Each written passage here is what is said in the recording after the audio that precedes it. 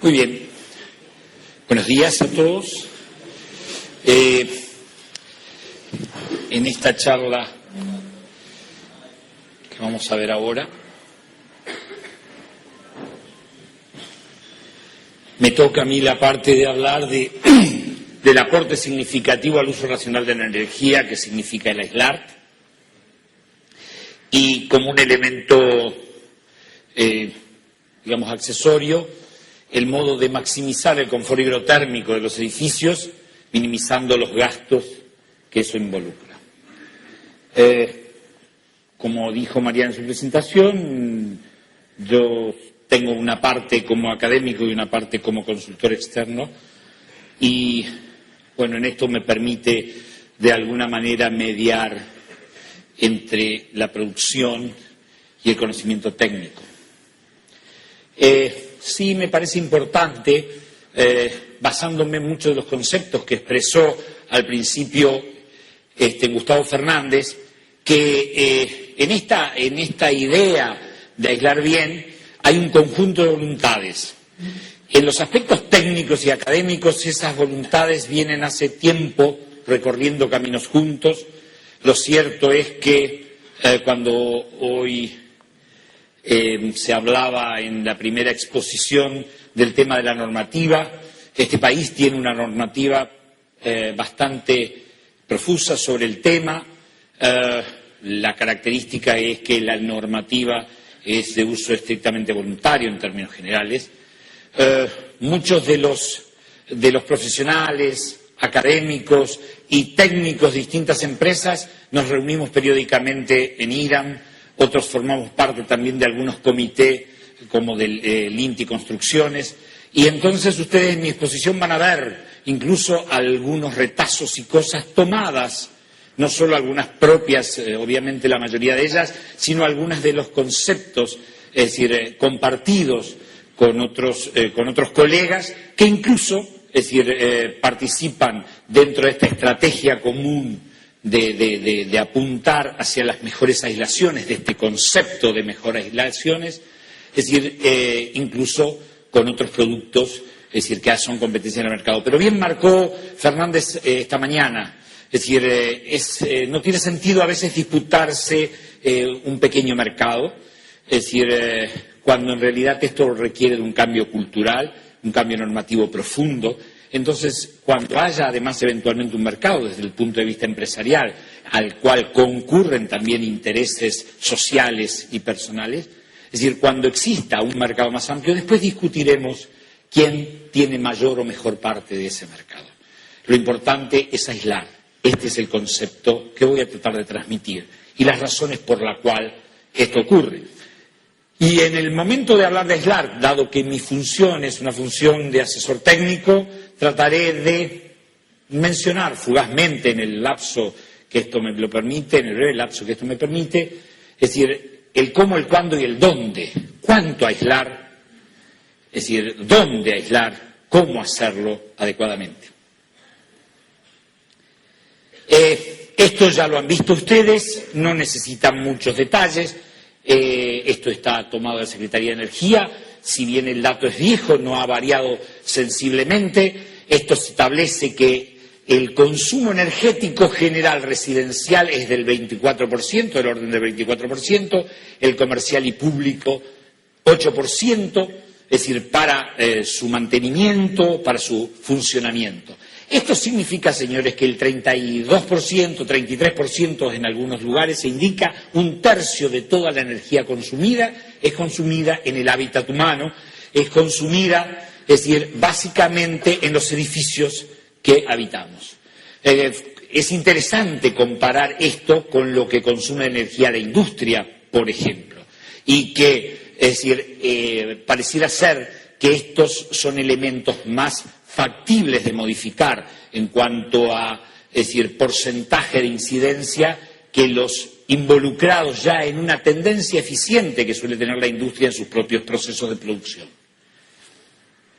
Me he permitido agradecer nuevamente, es decir, el ingeniero Vicente Volantino es un miembro destacado, es el director de habitabilidad hidrotérmica de INTI Construcciones. muchas veces compartimos infinidad de aspectos, inclusive hasta trabajos de investigación conjunta, y entonces me pareció correcto utilizar unas imágenes surgidas de una presentación de él para explicar 2 o 3 imágenes, para explicar 2 o 3 conceptos que están reafirmando lo que ya anticipó hace unos momentos Gustavo Fernández. Que nosotros en este sector, en un clima 3A, de acuerdo a la norma IRAN 11.603, que estamos modificando en este momento, haciéndola un poco más ajustada, podemos inferir que habitan prácticamente el 50% de la población y el número de viviendas no deficitarias están ubicadas en esa zona, que es de clima, es decir, templado cálido, con diferencias en A y B que tienen que ver con proximidades a núcleos húmedos muy importantes, a grandes masas de agua, lo que hace es bajar la amplitud térmica diaria y cambiar ciertas consideraciones del clima, pero repito, un clima que por otro lado se extiende desde toda la provincia del norte de Buenos Aires, sur de Santa Fe, casi todo Córdoba, San Luis y parte oeste de Mendoza. Aquí empieza a jugar el tema de la altitud. Esto, en proyecciones de cambio climático, uno podría suponer que esta zona tiende a la subtropicalización, mientras que esta zona tiende a un cierto grado de desertificación. Entonces, aquí aparece, y esto es bastante interesante, que es importante tanto el invierno como el verano, y posiblemente en términos crecientes las condiciones estivales sean cada vez más importantes.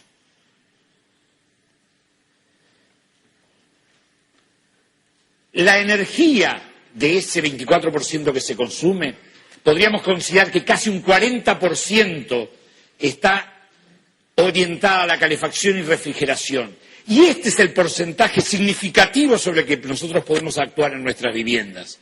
También podríamos en alguna manera, es decir, si las consideraciones, si las ecuaciones económicas lo favorecieran, utilizar parte del calentamiento de agua sanitaria utilizando fuentes de energías renovables. Los electrodomésticos y la iluminación tienen otros factores y otras formas de cambio, eficientizar, es decir, intercambiar con energía solar, por ejemplo, iluminación natural, que no es gratis, ténganlo en cuenta, no es gratis la iluminación natural, tiene el costo de la carga térmica, es una ecuación difícil de realizar, pero sí se pueden eficientizar los electrodomésticos, se pueden eficientizar, es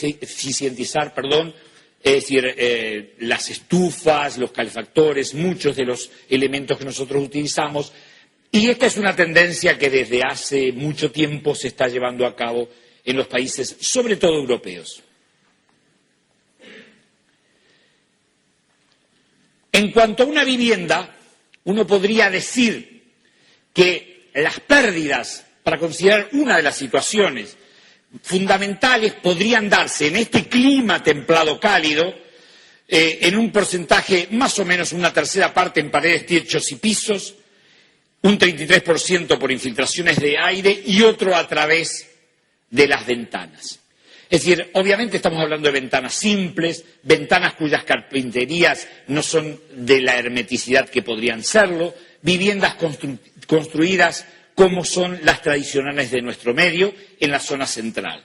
En este caso no están consideradas las ganancias térmicas debido a sol y todo ese tipo de cosas porque es un análisis de una situación invernal. Este porcentaje obviamente va variando, favoreciendo posiblemente las pérdidas a través de paredes con respecto a los techos, que los techos son los más significativos en esta zona central, tanto para pérdidas como para ganancias térmicas, cuando avanzamos en latitud. Esto lo muestra esta imagen en donde una cubierta tradicional, todavía aquí nosotros hacemos cubiertas tradicionales con una chapa, una cámara de aire y apenas a veces ponemos algunos pocos centímetros o milímetros de algún aislante térmico, y en este caso los valores de transmitancia térmica medida en estas unidades, no importa cuáles, significan esto. Si esto estuviera aislado con 5 centímetros de una aislación térmica genérica, esas pérdidas bajarían a este valor, como ustedes ven, sumamente significativo. Esta condición se va modificando en las latitudes altas, donde las pérdidas, incluso las ganancias por paredes, son muy importantes. En este punto, me permito, justamente en esta idea de compartir, yo no había mencionado, hace poco nosotros presentamos en un congreso un trabajo de donde surgieron unos datos sumamente interesantes.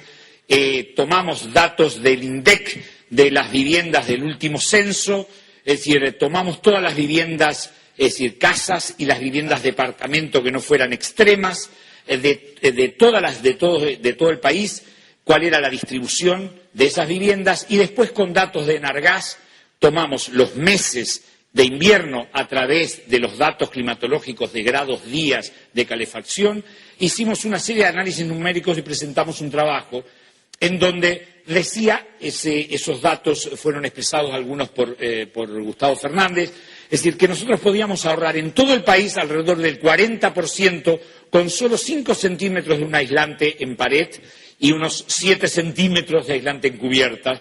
Y ese objetivo de no pasar a las aislaciones de países desarrollados que son, resultarían hasta chocantes por la distancia cultural que nos separa en la concepción del uso racional de la energía, nos pareció un valor razonable para aplicarlo de alguna manera, es decir, en uno de los aspectos, a tomarlo, por ejemplo, en la casa proyectada de base.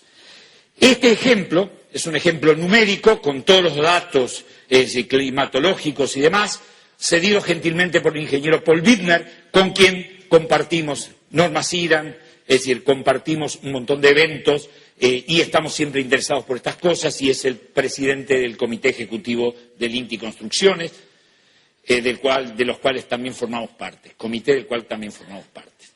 Él hizo un ensayo que me pareció muy contundente para mostrar, es decir, en una situación extrema, tengan en cuenta que las condiciones del clima de Río Grande en Tierra de Fuego son similares a las que se suelen mostrar en esos ejemplos de Alemania, es decir, donde uno podría estimar valores de grados días de calefacción con una base 20, esto simplemente está indicando mantener una temperatura de 20 grados, es decir, se suman todas las horas y días en que las diferencias de temperatura distan de esa temperatura de confort, y eso es lo que se debería, es decir, ingresar de energía para compensarlo y para mantener estables esas condiciones. Generalmente eso se hace en un régimen estacionario, lo cual es mucho más accesible y más fácil que hacerlo en un régimen periódico, como ocurre con las condiciones de invierno, porque aquí podemos despreciar un montón de cosas,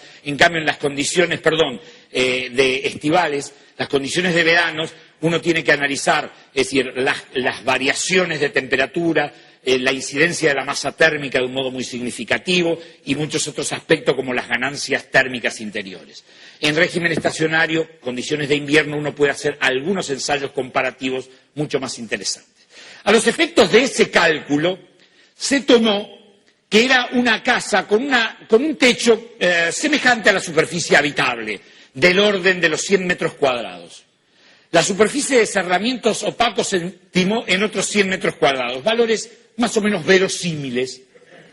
La construcción original, sin aislar, es en bloques de hormigón y el techo con estructura y cielo raso de madera y cubierta de chapa. La resistencia adicional propuesta, se compara la casa sin aislar y la casa aislada, es para los muros de 1.6 metro cuadrado Kelvin sobre vatio y el doble para el techo. En el caso del ejemplo, ese aislamiento térmico se obtuvo con 3.5 centímetros y 7.0 centímetros de poliuretano respectivamente, obviándose las pérdidas por el piso. Obviamente, esa resistencia yo la puedo lograr con otros aislantes térmicos. El caso es que respeto básicamente la gentileza de Paul Bittner, que me cede su ejemplo, porque me parece a mí realmente notable. Esta es la casita, el esquema de casa del cual se trata, y yo creo que vean ustedes la magnitud de lo que estábamos hablando hoy. Estos son barriles de petróleos equivalentes. Las pérdidas por techo son 22 barriles y las pérdidas, y por lo tanto el consumo que hay que reemplazar por paredes, son de 26 barriles de petróleo. Esto es un consumo anual. Esto significa además que la polución, la emisión de gases de dióxido de carbono a la atmósfera es de 22,9 toneladas al año. Esto es interesante porque estos 22 barriles, tengan en cuenta que un barril de petróleo está en el orden de los 159 litros, esos 59 litros, si tomamos una densidad relativa media de 0,8, nos está dando más o menos estas 6,1 toneladas de petróleo equivalente, que multiplicado por el poder calorífico que está en los 11,3 megavatio hora por metro cuadrado, nos daría aproximadamente, que dividido por 100, este valor es de 710 kilovatios horas por metro cuadrado. Ya nos vamos a detener en lo que significa este valor, porque los valores son valores, no significan mucho si no se los compara. Esto es lo que pasa en otro paso, cuando yo aíslo esa vivienda. Posiblemente en los esquemas haya algunos errores, porque Paul, con el rigor que lo caracteriza, me dice, no te olvides, porque yo había hecho toda la aislación cubierta, que nosotros no aislamos el piso y no consideramos las ventanas. Pero ustedes se fijaron en cuánto bajaron. Bajamos a 9 barriles, 3 por el techo y 6 por las paredes, de 48. Este consumo anual de 9, de 1,14 toneladas de petróleo, y bajamos los 29.000 kilogramos de CO2 a 4.300. Con solo 3,5 centímetros de poliuretano en paredes y 7 en cubiertas, en un clima de 5.200 grados días de calefacción. Fíjense este valor, 133. 133 kilovatios horas equivale, el término más o menos es una relación de dedo. Cuando ustedes escucharon hablar o ven en la bibliografía casas eficientes, casas con criterios de sustentabilidad, passive house, low energy consumption, todo ese tipo de cosas que ven, generalmente suele hacerse. Los europeos utilizan el término de en litros equivalentes de combustibles para calefacción, sobre todo en las partes nortes. Entonces, eso generalmente tiene una relación de un orden de magnitud con el valor de kilovatio hora por metro cuadrado. Esto sería lo que lograríamos en este caso, con esa aislación, una casa de 13 litros. ¿Estamos de acuerdo? 13 litros. Aquí está la comparación de ambas situaciones. El consumo y las emisiones se redujeron en 81,3%. Sinceramente, después de una larga experiencia de charlista sobre estos temas y de tratar de difundir y de conmover y movilizar a la gente y a los profesionales, es decir, yo creo que casi como que mi charla debería terminar acá, porque realmente es tan obvia la respuesta en cuanto a lo que esto significa. Pero vamos a seguir. Perdónenme esta etapa de aridez en los comentarios, es decir, quiero hacer una pequeña cosa.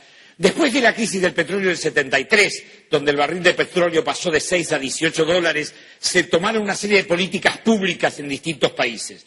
Estados Unidos mantuvo como un paradigma del estilo americano de vida el mantener los mismos consumos energéticos sin preocuparse demasiado. Los países europeos en general y Japón sumado a ellos, es decir, muy sensibles y muy dependientes del consumo energético exterior, importado, tuvieron que tomar criterios y aptitudes de uso racional de la energía, es decir, mientras los métodos que utilizaron los países como Estados Unidos fueron otros. Es decir, hoy por hoy, de cada 4 barriles de petróleo que se consumen en el mundo, 1 lo consume Estados Unidos. Entonces, aparecieron una serie de cosas ya en 1982 en el Astral Journal, es decir, aparecen toda una serie de análisis econométricos de que cuánto convendría aislar y en qué tiempo se produce la tasa interna de retorno, en qué beneficia, cuál es el tiempo de retorno durante la vida útil de un bien según las distintas variables que yo intervenga. Esto es un análisis econométrico que uno lo puede obtener allí mismo y donde están las ecuaciones para sacarlo y demás. No es importante en sí, pero es decir, con los años hemos desarrollado una serie de curvas semejantes a estas para determinar cuál es la aislación más adecuada para obtener determinados tipos de beneficios en consumos energéticos. Esto tiene en cuenta es decir, las inversiones, la amortización del capital, los gastos en instalación, los gastos en mantenimiento, la vida útil del bien y demás. Los otros aspectos a tener en cuenta, y perdónenme esto que parece tan de escuela, pero bueno, me parece porque hay veces que una imagen que, bueno, yo trato de convencer a esto a mis alumnos de escuela universitaria de grado, y no logro convencerlos fácilmente. Yo le hablo de la belleza de una ecuación y no están muy convencidos. Si son arquitectos, además. Le hablo de la belleza de una ecuación como síntesis de conceptos, como significado, como la de la energía de Einstein me parece una belleza, ¿sí? Todo lo que está involucrada en 4 letras, 3 letras.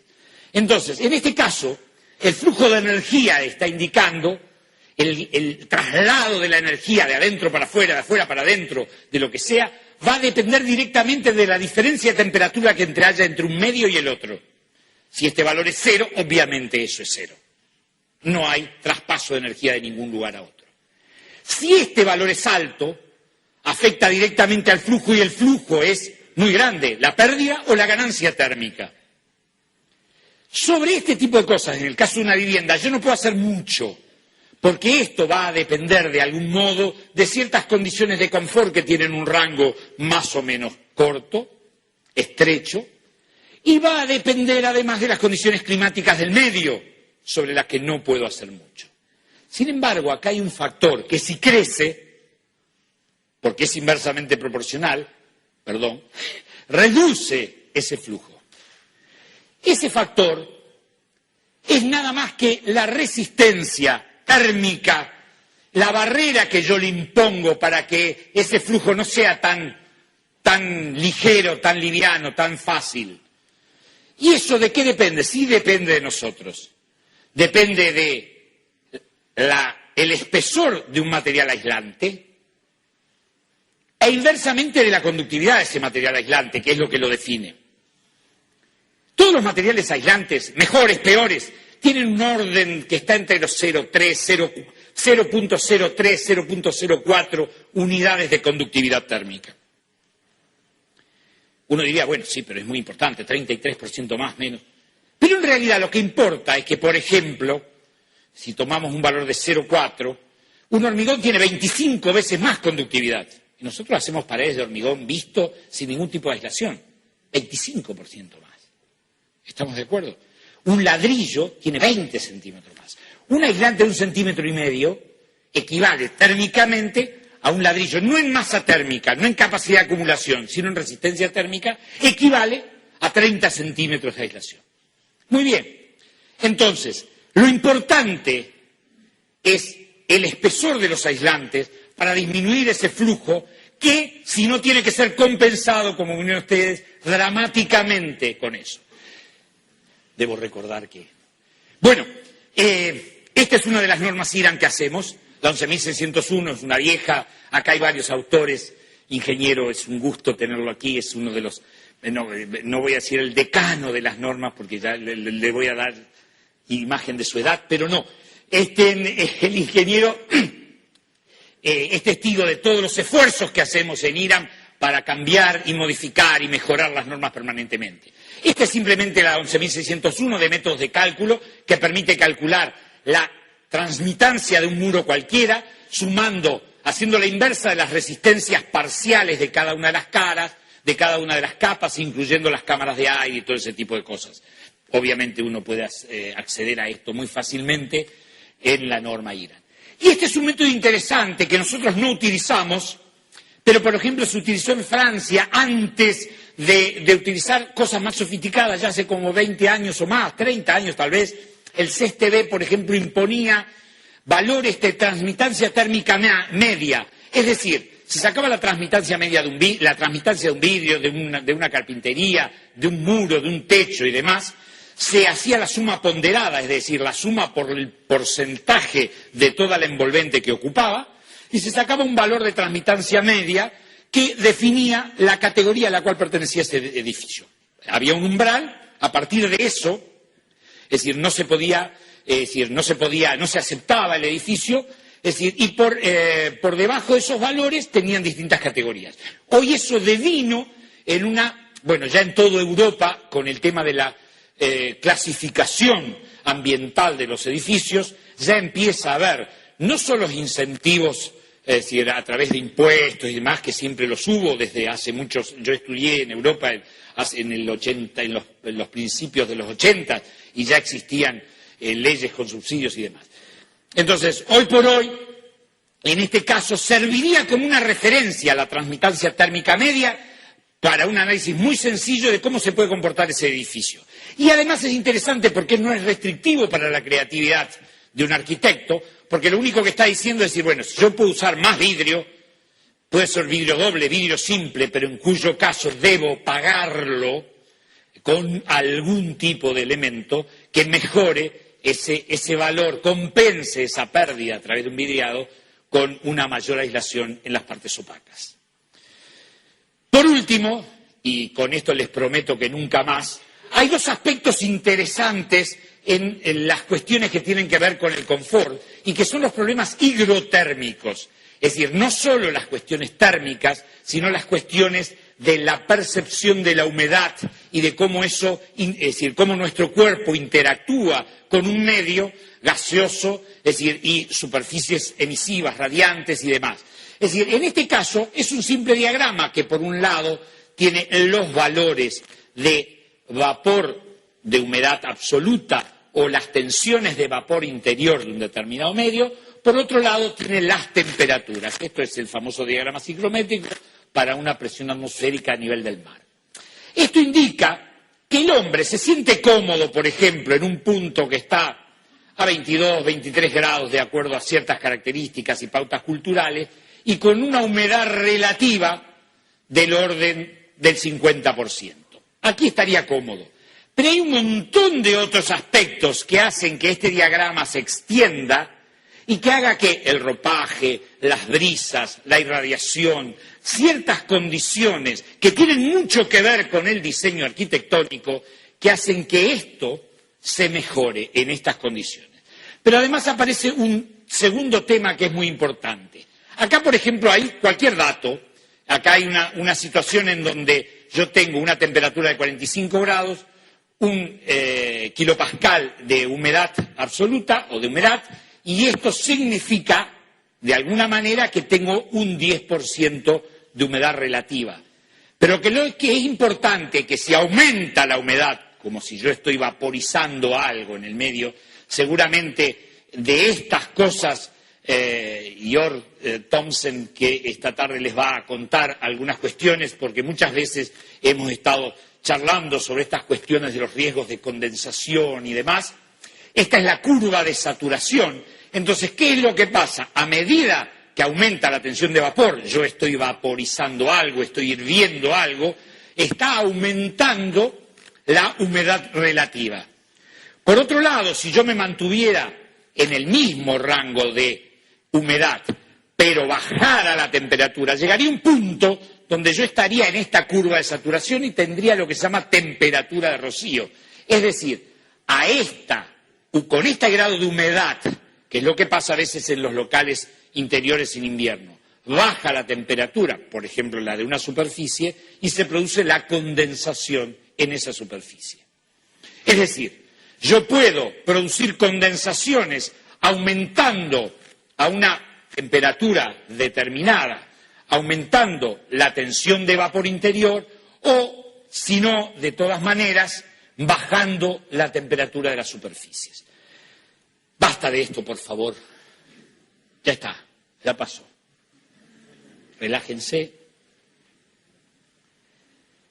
Bueno, no sé si esto es mejor. Bueno, perdón. Esta es otra norma IRAN que hoy el doctor nos solicitaba. Existe otra norma IRAN sobre los espesores de uso. El espesor técnico mínimo es aquel que provee un aislante térmico mínimo para prevenir los problemas de higiene y salubridad de los edificios. Yo me voy a permitir hacer una pequeña acotación. En este país no falta normativa. En este país falta que esa normativa sea cumplida. A mí me gustaría saber, entre todos los proyectistas que seguramente hay en este lugar y que han trabajado posiblemente en el Plan Federal de Viviendas, ¿cuántos conocen los estándares mínimos de calidad para viviendas de interés social? Que también elaboramos un grupo de profesionales de aquí.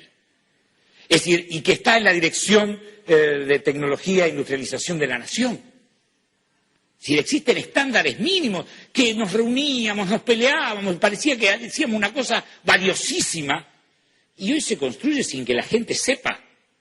Es decir, sepa que existen siquiera estos valores, y que contemplan seguridad, estructuras, aislaciones. Bueno, a mí me tocó trabajar en todo lo que eran los problemas hidrotérmicos y demás, y que exigen los valores mínimos, pues, tienen que ser mínimos porque Plan Federal de Vivienda, esas cosas, no exageremos, es decir, para viviendas de interés social. Esto es lo que trata de prevenir, y es lo que ocurre. Estas cosas, además, tienen un valor económico considerable. Cuando una persona sufre de broncoespasmos, asma y demás, hay un porcentaje importante de la población que los padece. Es decir, en invierno, estos bichitos tan desagradables, que están permanentemente, no lo podemos evitar. Es decir, no quieran ver en un microscopio el aire puro. No quieran ver el aire puro, por ejemplo, de una tarde otoñal. Es decir, uno respira así y mira en un microscopio una muestra de eso, porque se horrorizarían cuando vean, es decir, pelos, es decir, la piel descamada, las esporas de los hongos. Ese es el aire puro. Había un viejo chiste de Quino donde salía una familia al campo y entonces del caño de escape, es decir, por la falta de costumbre del caño de escape del automóvil, usaban como unas mascarillas para no ser intoxicados por el excesivo aire puro del medio natural. Bueno, estos organismos son los que permiten la degradación, por otro lado, biológica del medio de las hojas en otoño y demás. Y estas esporas tienen una gran latencia, están en el aire permanentemente y no pasa nada. Pero ¿por qué se desarrollan? Las esporas de esos modos se desarrollarán cuando la cantidad de vapor de agua que se halla en el ambiente, según sea esta, y la temperatura superficial interior de los cerramientos. ¿Cómo se resuelve este problema? Esto es una cuestión cultural. Tiene que ver con las ventilaciones. Yo debo ventilar intensamente, debo generar, es decir, ventilaciones propias. Fíjense que los europeos, algunos europeos del norte, cuando empezaron a cumplir con las leyes de uso racional de la energía a rajatabla, es decir, les dijeron, bueno, aislar, después de aislar, las ventanas no tienen que permitir el paso de aire, las renovaciones de aire tienen que ser mínimas, y generaron el Sick Building Syndrome, que era toda una especie de enfermedad que se produce por el reciclado, por la escasa ventilación. Ahora en algunos países europeos están pidiendo, por favor, ventilen, es decir, cambien un poco el aire, porque era tanto el cuidado. De todas maneras, hay una cantidad de procesos en esto del Passive House que no necesariamente debe confundirse para los ancianos como yo con los conceptos de la arquitectura bioclimática, y si quieren, perdóname, Jenny, la arquitectura bioclimatique, mi pronunciación francesa es horrible, la arquitectura bioclimatique, nombre que acuñó Jacques Issard en 1974, en Marsella. Es decir, la arquitectura bioclimática era una arquitectura volcada a aprovechar básicamente la energía solar, buenas aislaciones térmicas. No se pueden utilizar fuentes de energías alternativas que son vectores de baja eficiencia energética y que solo van a ser complementarios si previamente no tenemos un cuidado en las pérdidas y ganancias térmicas a través de la piel del edificio. ¿Está claro? Es decir, si yo me cuido hacer un invernadero, orientar al norte, buscar un muro MAC o un Trump Michel o something like that, perdón, es una cosa de ese tipo, y de golpe dejo la puerta abierta porque mi niño no... Es una cuestión cultural, esto se terminó, se fue. Es decir, de esto vamos a hablar un poco más adelante. Discúlpenme.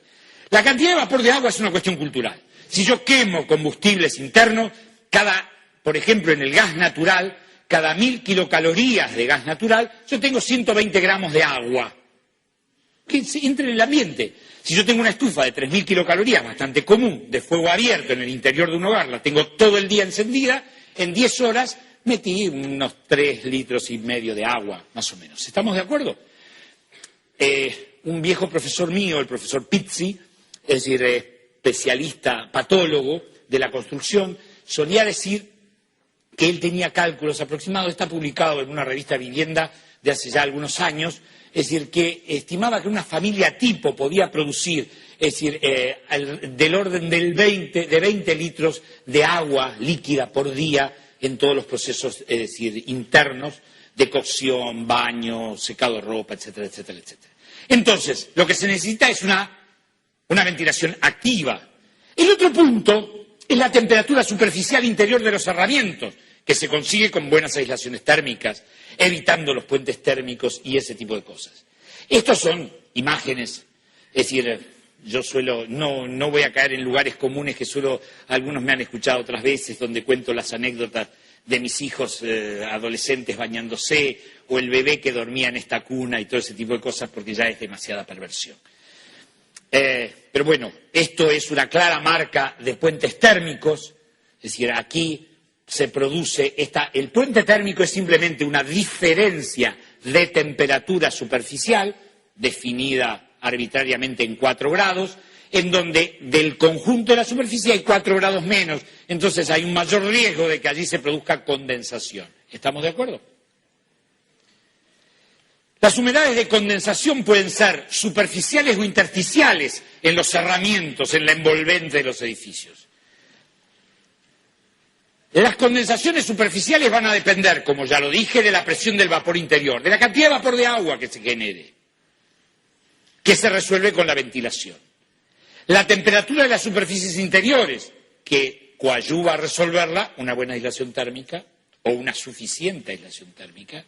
Y la resolución, que es un tema de diseño fundamental de los puentes térmicos, la inexistencia de los puentes térmicos.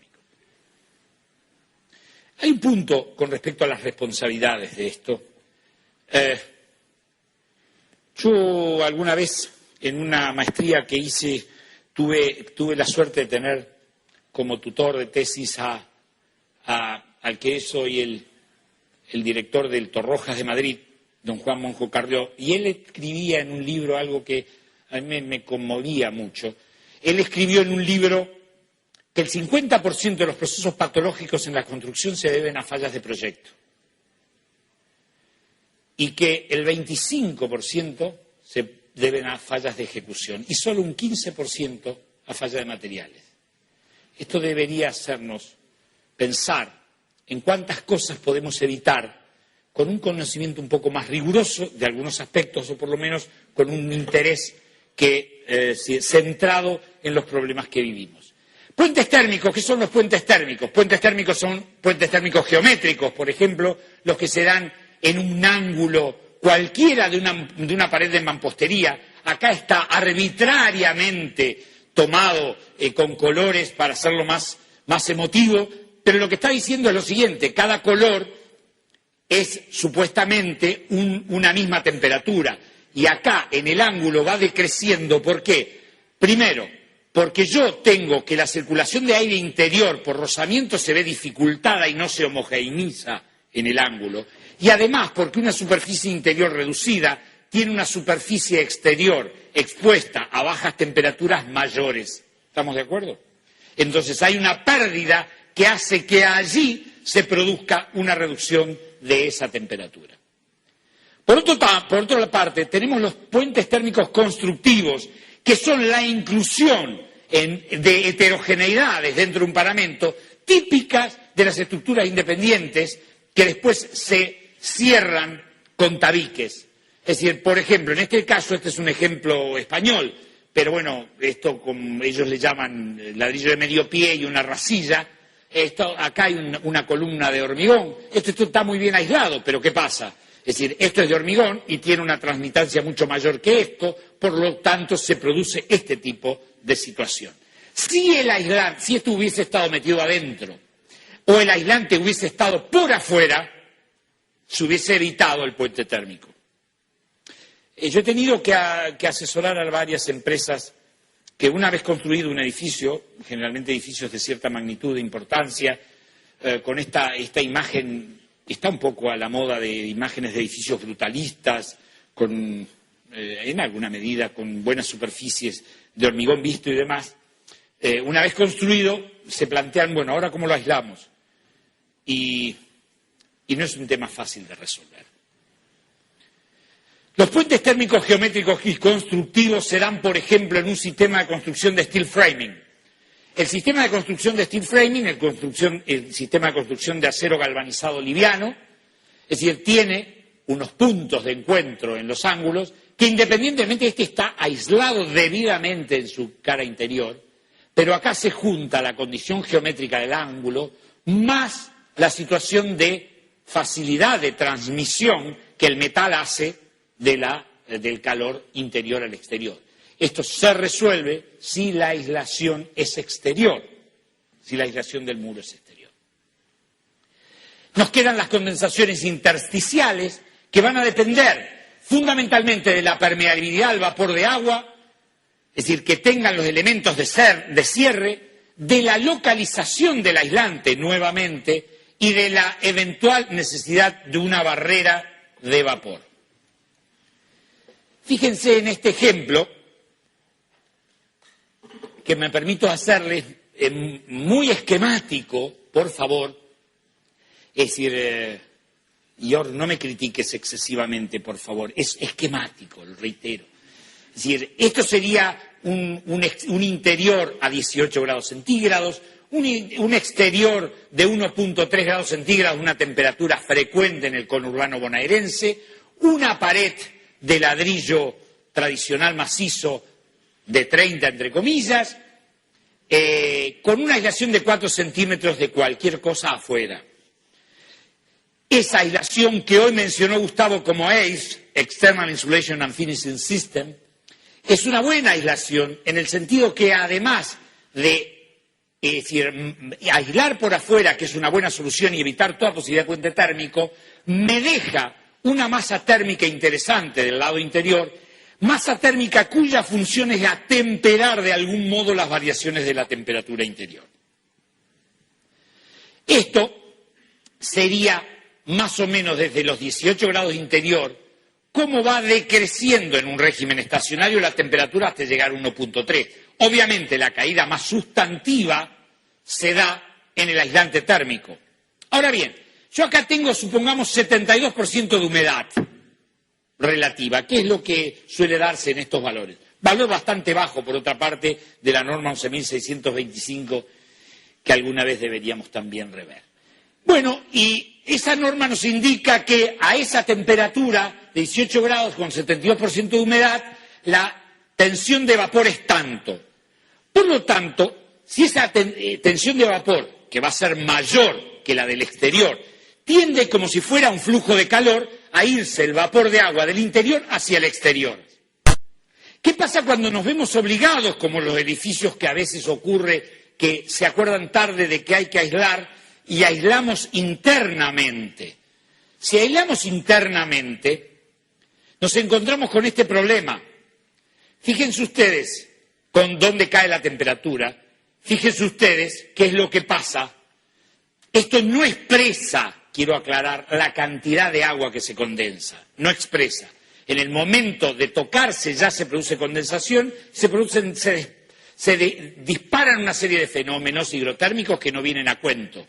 Pero está expresando que esto requiere de algún otro tipo de solución, si no todo esto termina deteriorándose, degradándose por la humedad ambiente que se va a acumular en ese medio. Por último, una construcción bastante tradicional que nosotros hacemos, es decir, ladrillo macizo doble con cámara de aire. Bueno, la idea de la cámara de aire era un concepto de los ingleses, que era ventilada en un determinado momento. Los españoles siguen usando algo de eso, tenían un muro de sacrificio exterior que se embebía de agua, pero después se secaba, y en realidad la verdadera casa empezaba de la cámara de aire para adentro. Es decir, después empezaron a cambiar los conceptos, pero bueno, aquí sería este el fenómeno, y la curva indicaría que en la hoja exterior hay un poco de condensación intersticial. En algunos países que utilizan otro método, no el de Glasser, sino el método de goteo, admiten con otros parámetros y otras ecuaciones un cierto grado de condensación intersticial en la medida que estacionalmente uno garantice que esa condensación pueda ser evacuada al exterior y no deteriore, obviamente. ¿Cómo se soluciona este problema? Es decir, la solución de este problema es una solución elemental. La solución de este problema es la aparición de una barrera de vapor que nosotros también en las normas establecimos convencionalmente en un determinado valor de permeancia al vapor de agua. Por debajo de esa permeancia, es decir, esa sería una permeancia máxima admisible. Por encima, los materiales ya no son barreras de vapor, sino son frenos de vapor, y uno debería calcularlos. Una barrera de vapor importante es una hoja de aluminio, un polietileno grueso, hasta podría ser una membrana. Es decir, hay otros productos, los filtros bituminosos, que en realidad son barreras de vapor. En realidad hay muchos conceptos con respecto a esto, y hay quien sostiene, basándose en algunas experiencias y en algunos métodos de análisis, que hasta es conveniente que no haya una clara barrera, sino que haya un grado de permeancia de vapor de agua. Pero bueno, esto es un tema que nos excede. El efecto para lo que yo quiero plantear es que la situación de esta barrera de vapor, y esto les pido por favor no se confundan con algo. Hay membranas excelentes, de excelente calidad, hay varias en el mercado, que tienen una particularidad. Aprovechándose de un fenómeno físico, que las moléculas de agua líquida forman macromoléculas que tienen un tamaño de una relación de 1 a 10 con respecto al vapor de agua, son permeables a los gases e impermeables al agua líquida. Eso es maravilloso, puede ser muy útil para cubrir cosechas, para un montón de cosas, para tener debajo de una cubierta. Pero tienen un inconveniente muy serio, no son barrera de vapor. Ténganlo en cuenta. Bien, esto que tomé de unos amigos, es decir, con algunas modificaciones, es el mismo efecto, pero en una cámara frigorífica. Es decir, la temperatura de la cámara frigorífica es 15 grados centígrados menos bajo cero, la temperatura exterior es 20 grados, la humedad relativa es 80% en ambos casos, lo que da presiones de vapor distintas. ¿Estamos de acuerdo?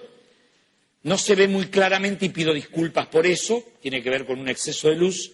Esta sería la caída de temperatura, o el aumento de temperatura que hay, la pérdida, y todo lo que ocurriría aquí, la difusión del vapor de agua, llegaría a un punto que por estar debajo de la temperatura de congelamiento, se produciría la condensación de agua aquí, cristales de hielo que romperían la aislación térmica de la cámara frigorífica. Esta requiere de una barrera de vapor. ¿Y dónde va la barrera de vapor? En este caso, a diferencia de una casa, va aquí, para impedir el paso de ese vapor de agua. ¿Está claro el concepto? Bien. Materiales aislantes térmicos, habíamos hablado que era el espesor técnico mínimo, y ahora voy a hablar de algo que me parece fundamental, que es el espesor económico de un aislante térmico. Es aquel que tiene en cuenta todos los consumos de energía es decir, que tiene las facturas que paga, la inversión, que tiene un cliente y que responden a una ecuación más o menos de este tipo, en donde el costo unitario de la vivienda, va a ser función directa del costo de inversión, más el costo de funcionamiento, más el costo de mantenimiento dividido el tiempo de vida útil. Si la vida útil, como pasa en algunos edificios europeos que tienen 300 o 400 años, es muy elevada, obviamente el valor unitario de ese bien es muy exiguo. Si el costo inicial es elevado, pero el costo de funcionamiento es mucho más bajo, o el de mantenimiento lo es, esto también se vuelve óptimo. El problema hoy, pero es una cuestión coyuntural que, como bien dijo Gustavo, no es un tema, es un tema de políticas que uno no debe por qué cuestionar, simplemente marcar. Hoy, un costo de funcionamiento que está derivado, quiero que entiendan una cosa, el índice de medición del precio de la energía es un índice que mide el precio de una canasta básica de combustibles, compuesto por combustibles líquidos, petróleo, gas y electricidad, y esa canasta la compara con la misma canasta, con los precios, calcula la depreciación que esa canasta tiene con los precios de la región de la misma canasta. La región, en este caso, incluye Brasil, Uruguay y Chile. El último dato del IMPE es de 0,69. Esto significa que nosotros estamos pagando prácticamente la tercera parte del precio de los combustibles de nuestros vecinos. ¿Sí? La tercera parte. Ahora bien, esto no es homogéneo, tampoco, ni por sector ni por producto. El consumo residencial está más retrasado que el consumo industrial. Es decir, el industrial paga un poco más que el residencial. Y no está igual en todos los productos. El precio de los combustibles líquidos, como la nafta y el gasoil, es prácticamente el precio internacional. Hoy estaba en $4 el galón en Estados Unidos, por ejemplo, cuando hace un tiempo estaba en $1 el galón. Y estos son 3,78, ¿sí, York? Más o menos. Es decir, estaríamos por allí más o menos con el mismo precio aquí que la gasolina en los países desarrollados. Es decir, pero por ejemplo, ese retraso se pone muy de manifiesto, especialmente, es decir, en menor medida que en los combustibles, en el petróleo, en menor medida en la electricidad y en menor medida, es decir, más retrasado está el gas que cualquiera de otros productos. Para que ustedes tengan una idea, el gas licuado, es decir, que se vende más o menos en el mercado internacional $14-18 el millón de BTU, nosotros estamos en Boca de Pozo obteniendo a $1,4 el millón de BTU. El precio del petróleo, que ya les mostraron, está en 140 por allí dólares, y nosotros, nuestro tope de Boca de Pozo de petróleo es de $42. Entonces, esto da una pauta de ese atraso, que además, este subsidio no es una cuestión que uno discuta. Yo lo que creo que acá el problema es que, por lo menos, resulta difícil de entender. Tengan en cuenta que ese subsidio, por ejemplo, yo vivo en Rosario y pago el doble del gas que lo que se paga en Buenos Aires. Pero pago, es decir, en el sur pagan 5 veces menos el gas que lo que pago yo. Es decir, esto un poco así muy particular. Pero por otro lado, esto va a rentas generales de la nación, estos subsidios al consumo o a los combustibles, perdón. Va a rentas generales de la nación, y en lo que es inequitativo en todo caso, que hay varias provincias que no consumen gas natural.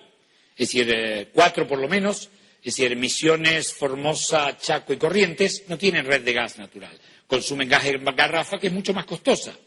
Y ellos, con sus impuestos al valor agregado, están subsidiando también parte de estos consumos energéticos que favorecen, en términos sociales, más a los más ricos y menos a los más desposeídos.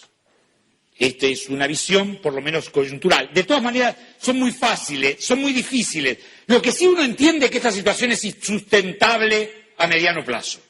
El subsidio de los combustibles es insustentable a mediano plazo.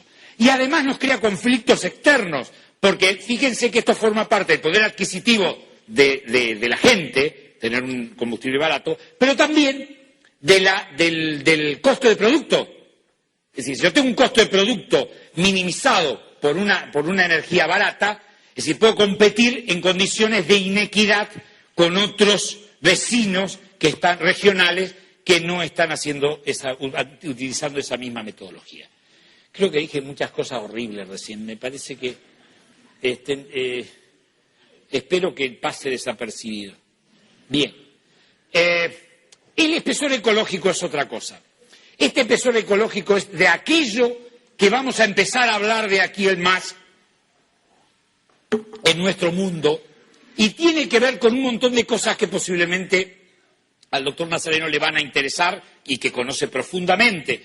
Es decir, lo que se llama con la sigla en inglés LCA, que es más o menos como el Life Cycle Assessment, que de alguna manera está indicando que ya, si el bien, a ver si nos entendemos, si lo que nos está faltando, y creo que todos podemos estar de acuerdo en eso, si lo que nos está faltando es energía, el bien que falta, el bien escaso, puede ser una perfecta unidad de valor. ¿Estamos de acuerdo?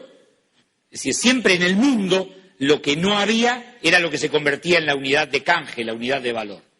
Es decir, en el desierto es el agua, por decir algo. Es decir, en este tipo de cosas es la energía.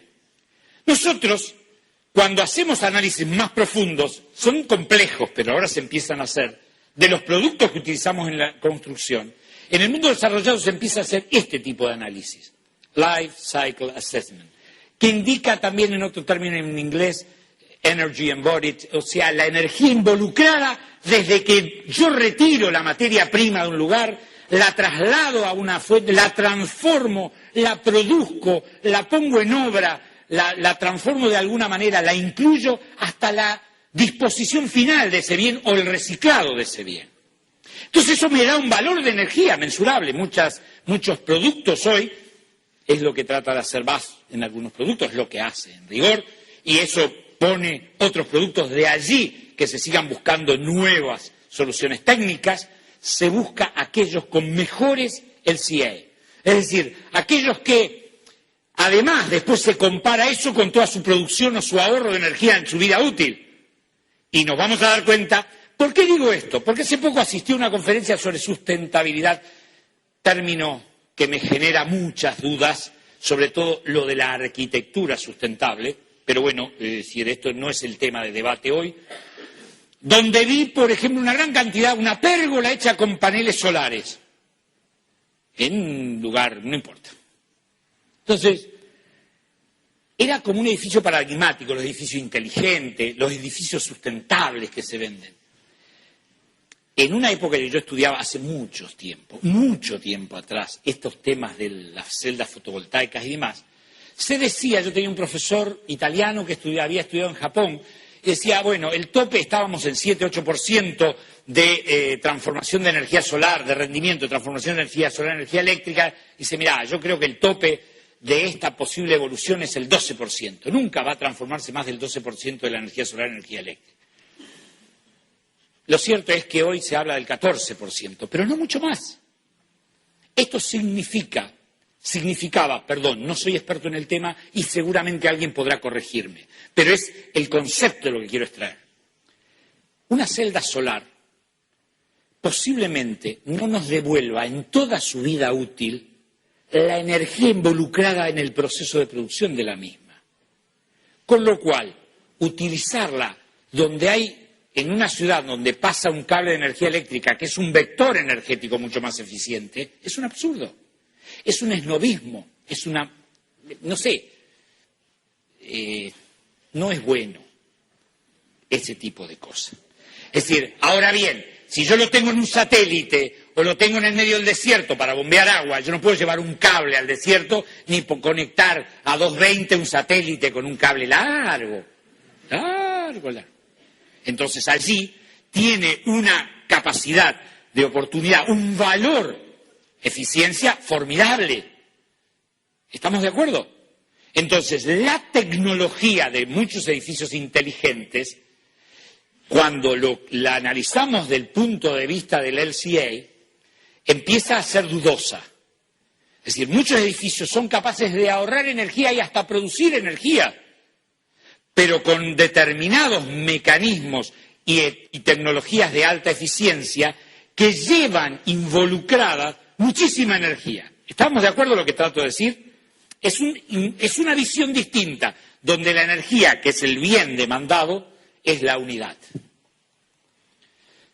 Señores, esto es para volver tenemos arquitectos, ingenieros, volvamos a la fuente, dejémonos de estas especulaciones, soluciones constructivas para paredes que son menos convencionales de los habituales. Bueno, un muro común, es decir, expresado, en este caso un muro de ladrillo visto, tradicional, en donde acá tenemos un aislante térmico cualquiera y tenemos una barrera de vapor que puede ser simplemente un azotado hidrófugo con la aplicación para mejorar la porosidad de algún tipo de emulsión asfáltica o algún elemento, es decir, de construction chemicals fundamental para aislar. Si no lo menciono, si son los sponsors que tengo debajo de la camiseta, yo digo construction chemicals, después tengo problemas. Entonces, en este caso, acá hay una suerte de siliconas, expresada así simbólicamente, que tiene la particularidad de algo que es un objetivo de muchos productos, es decir, los elementos, las siliconas lo que hacen, de algún modo, es hidrofugar, es todo lo opuesto a lo que hace un detergente.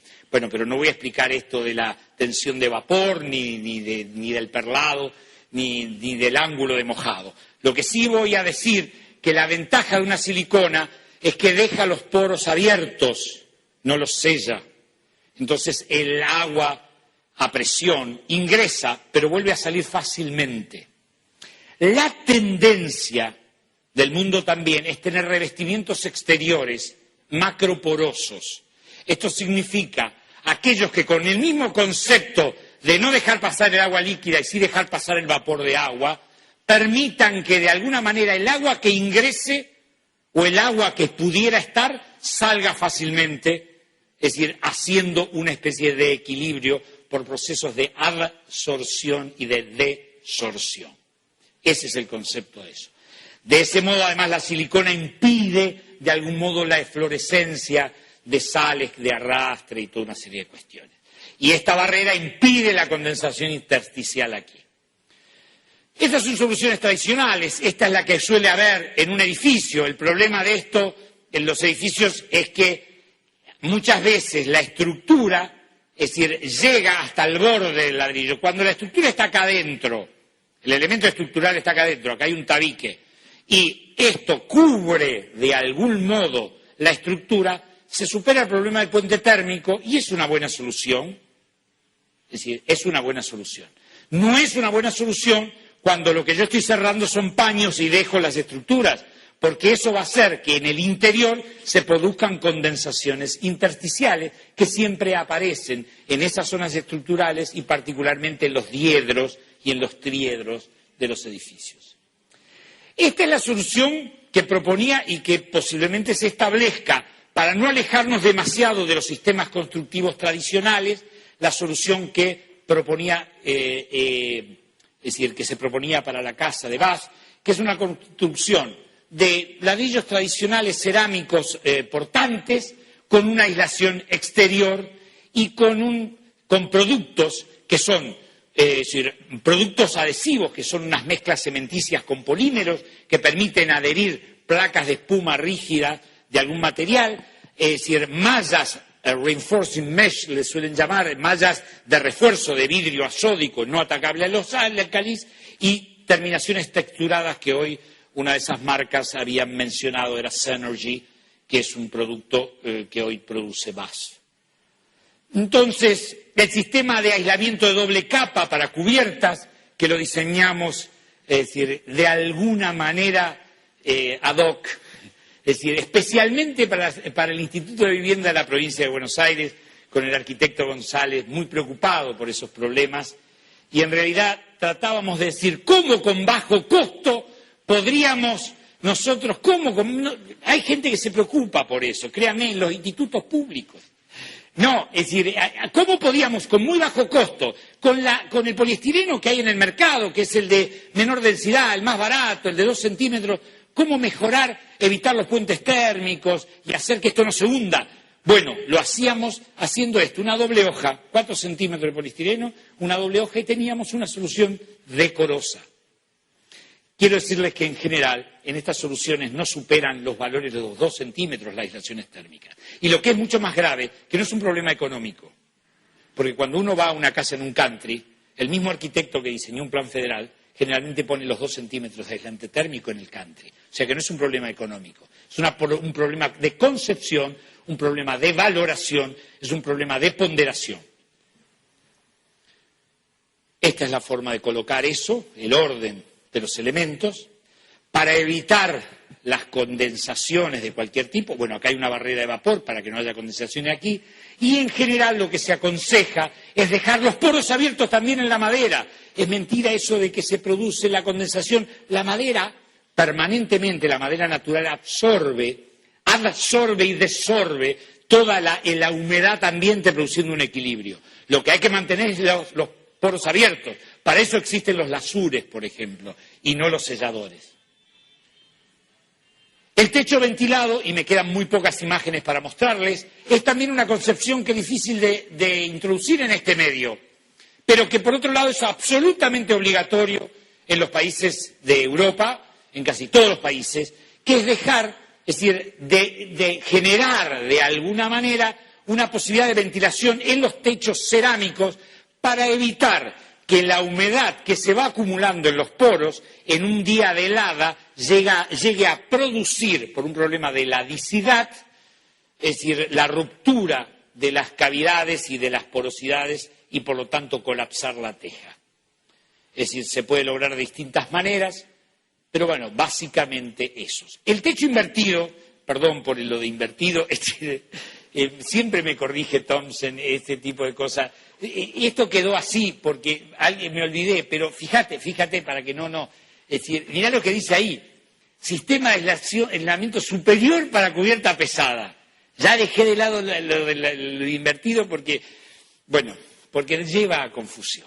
Bueno, lo que está indicando sencillamente esto es las virtudes que para una latitud baja como las nuestras y con una gran carga térmica estival de radiación solar, tiene aislar por afuera, es decir, por arriba de toda una estructura esto. Y las soluciones además permiten, este elemento es uno que yo diseñé para una oportunidad, para una obra de Álvaro Siza especialmente, pero que por otro lado, y además para mi casa, bueno, pero de todas maneras esto podría ser una placa prácticamente lisa. De todas maneras, esto está resuelto de este modo, esto es una losa tradicional, la aislación hidráulica en este punto, la aislación térmica en este punto, que puede ser de este u otro material que resista el agua perfectamente. Acá hay unos separadores y losetas, es decir, por ejemplo, acá hay una membrana geotextil que lo que evita es el punzonamiento y actúa como filtrante de los áridos finos, y esto es para evitar las voladuras, porque esto está suelto, es canto rodado parejo de una granulometría, Thomson dice 20-40. No dice 20-40, ¿cuánto dice Thomson? 16-32, yo digo 20-40, pero bueno, ¿cómo? Never is perfect, I know that. Bueno, este es un ejemplo de una obra donde está utilizado esto, acá no se ve muy bien, está una lapicera mía para comparar la granulometría de ese canto rodado que está, es decir, esto es interesante, pero fíjense que además yo en algún momento apliqué esto con un criterio estético, es decir, utilizando decks, utilizando unos decks de madera y en lugar del canto rodado piedra bola y demás. Yo no me consta que este techo haya sido utilizado en una imagen que les voy a mostrar ahora, pero perfectamente podría haber sido utilizado en esta situación. Lamento mucho no conocer al autor. Sé que es un arquitecto famoso el que hizo una obra en San Luis, un hotel muy importante en un dique. Y yo tomé esta imagen allí y en realidad yo hubiese jurado que era una cubierta invertida. De todas maneras, ahora voy a mostrar esa imagen Previamente, en esta imagen en 3D, hay una cantidad de variantes y productos. Acá hay ladrillos de EPS utilizados como forjados para losas de bovedilla, está la capa de compresión, hay un hormigón dependiente que a su vez es aislante porque está hecho con perlas aditivadas de poliestireno expandido especiales, es decir, una carpeta de nivelación que podría estar o no estar, una membrana que no necesita ser aluminizada, es simplemente una cuestión simbólica, es decir, como aislante hidráulico y todos los elementos del geotextil y unas losetas arriba. Este es el lugar que yo decía, es Potrero de los Funes, gracias. Es decir, no tengo la certeza de que haya sido así, pero es una obra excelente de arquitectura, por lo menos a mí me pareció excelente, no lo sé. Y bueno, acá hay piedra bola y hay decks y acá hay un pequeño mini golf y en un lugar paradisíaco. ¿Estamos de acuerdo? Pero esto perfectamente podría ser del techo de su casa. Bien, la experiencia argentina en legislación. Existen las normas IRAN de acondicionamiento térmico de los edificios y materiales aislantes térmicos de aplicación voluntaria. La Ley 13057 de la Provincia de Buenos Aires sobre uso racional de energía fue promulgada el 9 de abril del 2003 y un grupo de profesionales, nuevamente, el arquitecto González, Bittner, todo, en realidad parecemos una banda. Es decir, colaboramos para hacer, ¿qué pasó? ¿Hice algo mal? No. Si algo apreté mal, perdón.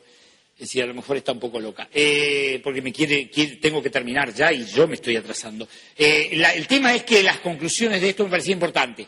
La ley 13059 es una ley que fue promulgada, está en el diario de sesión, está promulgada el 9 de abril de 2003. Nosotros hicimos el reglamento y lo que faltaba el decreto reglamentario. Según la Constitución de 1994, no necesita una ley para ser exigida, es decir, su reglamentación. Lo que pasa es que sería caótica, porque es una mera norma indicativa que dice cumplan con las normas IRAN, lo cual es absurdo. La reglamentación primero se perdió una vez, después logramos recuperar el expediente porque alguien tenía un... Pero bueno, habla de voluntades, de intereses, de motivaciones. Por otro lado, las conclusiones son las siguientes. El incremento del aislamiento térmico de los edificios produce menores costos en equipo de acondicionamiento, menores gastos de funcionamiento y un significativo ahorro de energía. La política energética de subsidiar los combustibles resulta difícil de sustentar a mediano plazo y favorece un elevado consumo. El problema de los recursos energéticos no renovables no es solo de reserva, sino de viabilidad económica de su explotación. Es decir, cada vez se torna más difícil conseguirlo y cada vez es más caro y con demandas muy significativas y crecientes. Los países centrales promueven mediante subsidios, exenciones impositivas, que ya lo dijo el doctor hoy, es decir, el modo de mitigar. Los países centrales promueven subsidios, exenciones impositivas y hasta penalizaciones, el uso racional de la energía, mayores niveles de aislamiento térmico en las construcciones y el uso de energías renovables. Por último, quiero hacerle un pequeño mensaje. Es decir, yo me acuerdo cuando empezamos a estudiar todas estas cosas de las fuentes de energías renovables hace muchos años, había un par de empresas, inclusive Escabe, me permito decir el nombre, que producía colectores solares. Colectores solares en el país, porque es una tecnología de 100 años atrás. ¿Por qué no se hizo nunca? Porque al tener siempre, es decir, no había modo de amortizar la inversión de un elemento que tenía costos de funcionamiento bajos, pero que a lo mejor tenía un costo inicial un poco mayor. ¿Se entiende cuál es el problema? Entonces, esto es una política de Estado, indudablemente. Es una decisión. No la discuto. Es decir, yo no, como decía hoy Fernández, no estoy en contra de subsidiar a los que menos tienen y demás, pero da la impresión de que este subsidio a mediano plazo es insustentable. Y cuando ustedes producen una casa, no se olviden que están produciendo una casa para periodos de amortización de 50 años y tal vez no pase nada en los próximos 3 o 4, pero ustedes les van a dejar una herencia a sus hijos o a sus clientes dentro de 20 años que no sé cómo van a mantener esas casas. Eso es todo y muchas gracias.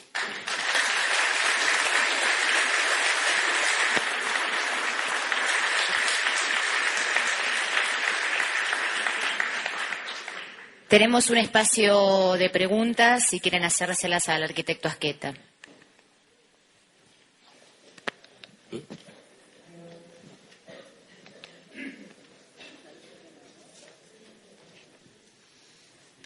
Sí, buenos días. La pregunta es la siguiente. Por lo común, el 80% de Buenos Aires se está construyendo por empresas, en el cual, de alguna manera, lo que buscan es ganancia. ¿Cómo se haría para que estas empresas empiecen a tomar lo que vos decís, de alguna manera, tomar conciencia, ¿no? Si no es parte del gobierno o de algún otro lado. Si vos me lo decís desde el punto de vista, como opinión, desde el punto de vista empresario, uno maximiza ganancias. Yo vivo en Rosario, te decía, y en Rosario la construcción ha crecido enormemente. Pero, sinceramente, repito, esto no... Es muy difícil entrar en estos terrenos que son farragosos, porque uno tiene la obligación de tratar de mantener un perfil estrictamente técnico y no entrar en posiciones ideológicas, no porque no las tenga, sino porque no es correcto, ¿estamos de acuerdo? Pero fíjate una cosa, en Rosario se está construyendo mucho, pero se está construyendo edificios de altísima gama. Es decir, no soluciona el problema de vivienda. Lo que pasa es que, mal que le pese, es decir, el campo que rodea a Rosario está produciendo ganancias importantes y lo cierto es que se reinvierten para proteger el capital en esos edificios de altísima gama, como reserva de inversión. ¿Estamos de acuerdo? Esto es un aspecto. Cuando yo he notado algo, yo he tenido que intervenir en algunos de esos edificios y para darte una idea, he tenido que intervenir en problemas que me han consultado de esos edificios. Algunos de esos edificios de un par largo de miles de dólares por metro cuadrado, es decir, muy generosos en sus terminaciones y demás, por ejemplo, tenían el problema del ruido que se transmite por las losas. Yo muchas veces a una empresa constructora, 2 veces fui a intervenir en una casa que dije, no tiene solución, porque en realidad eso se soluciona con un par de centímetros de un poliestireno expandido elastificado, un polietileno que no cuesta nada y un entrepiso flotante para absorber ruidos de impacto. Eso se llama entrepiso flotante, sencillamente, y no cuesta nada. Pero no existe el hábito de hacerlo. No es una cuestión de inversión, es una cuestión de concepción. Es decir, yo puedo decir, bueno, ¿qué me importa a mí si yo voy a darle un ahorro de energía total? Es decir, vos te referías a las empresas constructoras. Acá hay una cuestión de concientización, una cuestión que es cultural. Yo trato de hacer docencia con mis alumnos, no logro grandes beneficios. A futuro tal vez alguno se conmueva, pero en realidad mucho menos que eso. Es decir, y la otra cosa, lo dijo hoy el doctor, es una cuestión de decisiones políticas. Había 2 aspectos, normativos y legislativos. Las normas existen,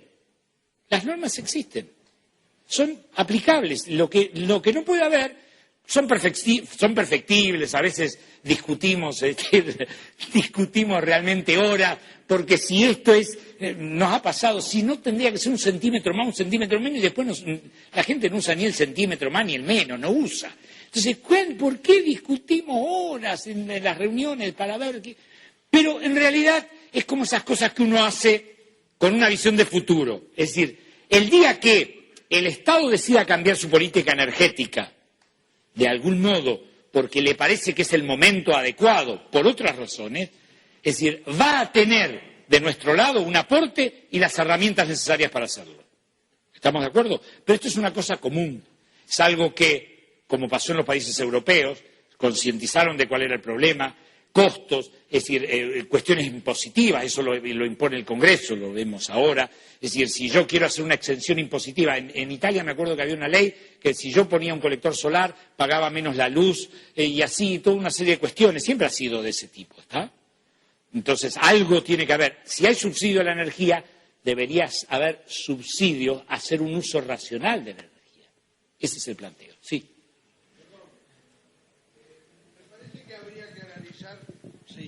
El 50% de las patologías de los edificios son producto de mala elaboración del proyecto. Y esto de la acústica que vos mencionás como problema, parecería que es una falla de proyecto, ¿no? Entonces, hasta que un abogado se avive y empiece a hacer juicio de mala praxis, ¿no? Por incompetencia de los profesionales. Vos querés echarme todo el mundo en contra, ¿no? Vos querés que yo sea el expositor más odiado de este evento. Y bueno, jugate. No. Perdón, yo sé de dónde viene eso. Vos no lo dijiste solito, te lo dijo el de al lado. Esto viene a cuento porque yo he dado muchas conferencias en distintos lugares y algunas veces con un poco más de osadía he dicho que los abogados primero descubrieron a los médicos y entonces empezaron a hacerle juicio de mala praxis entonces los médicos tuvieron que recurrir a un seguro de mala praxis. Yo digo, algún día los abogados descubrirán las responsabilidades de la dirección técnica de una obra. Es decir, y entonces cuando eso ocurra, cuando nosotros tenemos responsabilidad civil por 10 años después de construido algo, ya algunos se van a hacer unos dineros y otros vamos a terminar presos, seguro. Pero yo trato de mantener, de que no se den cuenta. Algunos ya se han dado cuenta y algunos muy conocidos del foro tienen estudios especializados en arquitectura y le están haciendo juicios al Estado. Bueno, no puedo mencionar dónde, pero hay provincias que están siendo sometidas a juicios por mala praxis de 20.000 viviendas y del orden de ese tipo, ¿está? Del plan federal. Sí, ¿qué tal, arquitecto? Una pregunta, cuando usted... Disculpe que no me pare, pero me duele mucho un pie. No, por favor. Cuando usted mencionaba el tema de la aislación de muros, etcétera, cubiertas, y hablaba del problema que se originó con la renovación del aire, sí. ¿Qué solución se le dio eso en los países, digamos, que están a la vanguardia de eso? No, bueno, en realidad esto es como si yo te contara... esto es como si yo te contara cómo es el tema de la casa de 3 litros. Yo estuve hace 6 meses en Alemania y fui a ver la casa de 1 litro y hay una casa ahora que produce más energía que la que consume. Pero bueno, para que vos tengas una idea, esto es un delirio, pero te va a sonar extraño. Es Alemania, que es menos frío, donde yo estaba, que era en Ludwigshafen, que es donde está la planta de Bass, en un distrito que se llama Bronx. Había los espesores de los aislantes que usaban en cubiertas eran del orden de los 40 centímetros y en paredes eran del orden de los 20 y pico de centímetros. Entonces las puertas eran puertas, viste, esas dobles puertas que además entrabas eran como presurizadas, y se pegaban. Claro, ahí no entra ni una gota de nada. Lo que sí hay son tan sofisticados en este tipo de soluciones técnicas que ahora hay carpinterías que producen una renovación automática de aires. Es decir, tienen como salidas que vos podés controlar de ventilaciones suaves y demás para tener. Por otro lado, se hacen renovaciones forzadas. En los lugares fríos hay una cosa interesante.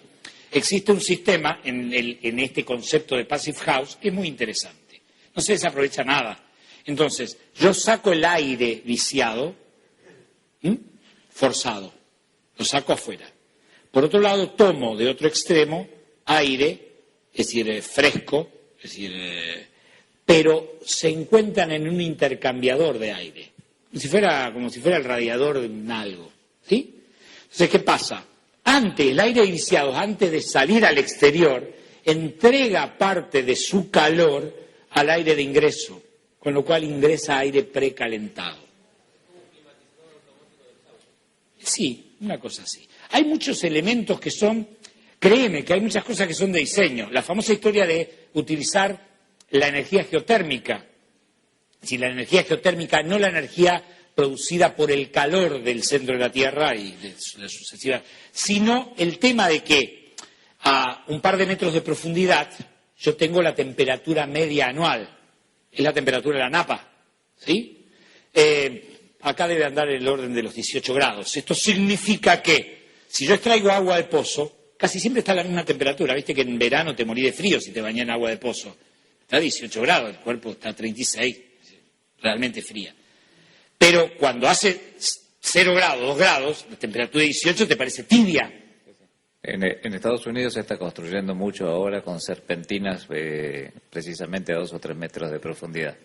Exactamente. Bueno, nosotros en la casa de Bas intentaríamos, está todavía en discusión porque hay algunos agreements, algunos acuerdos con empresas que hacen ese tipo de tareas y es interesante, es decir, un sistema de tubo enterrado que produce unas pequeñas diferencias de temperatura, Es decir, yo estaba pensando en refrigerar pisos, pero en realidad lo ideal es refrigerar cubiertas. Hay menos riesgos de condensación superficial, se tiene que manejar muy bien las humedades y de ese modo tenés como una pérdida de radiación fresca. Estamos hablando de delta T de muy bajas temperaturas, de muy bajo delta T, pero muy eficientes, muy eficientes.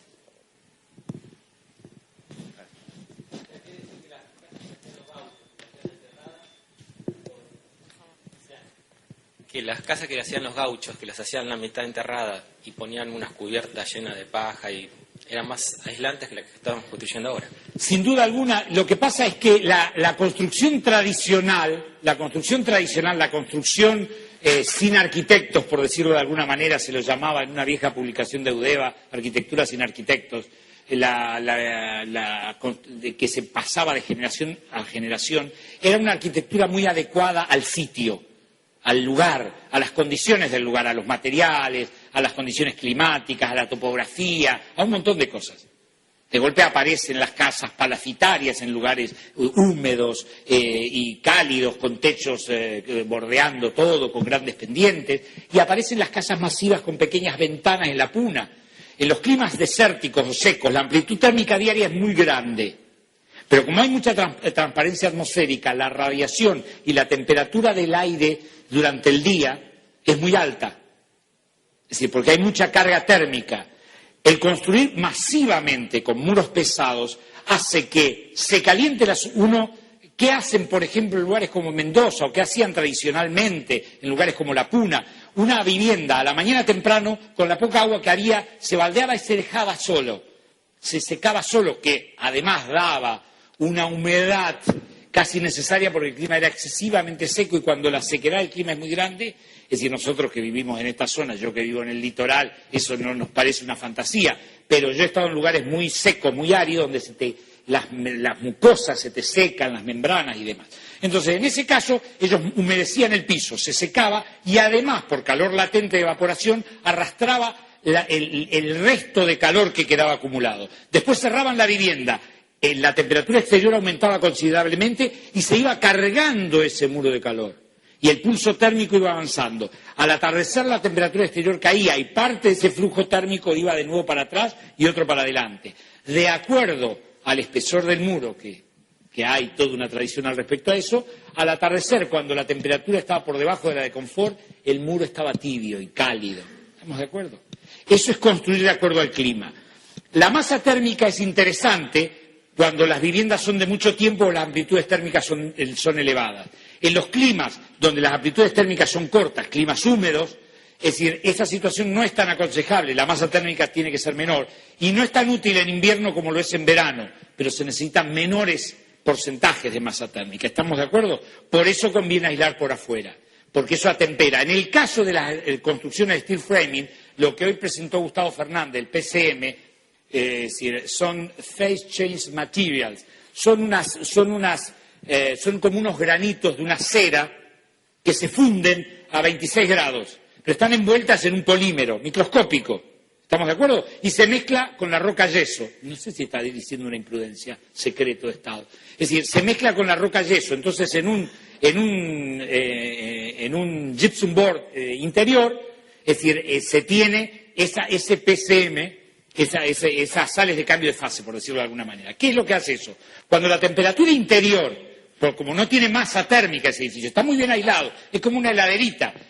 Pero ¿qué pasa en una heladerita? Si yo enciendo un fósforo, aumenta la temperatura y el calor no sale fácilmente. ¿Estamos de acuerdo? Entonces, ¿qué es lo que hace ese elemento? Se funde a 24 o 25 grados y al fundirse absorbe calor latente de cambio de estado, por eso el cambio de fase, ¿sí? Y cuando se enfría por debajo de 22, 23 grados, vuelve a solidificarse y entrega el calor, con lo cual atempera las variaciones de la temperatura interior. ¿Sí?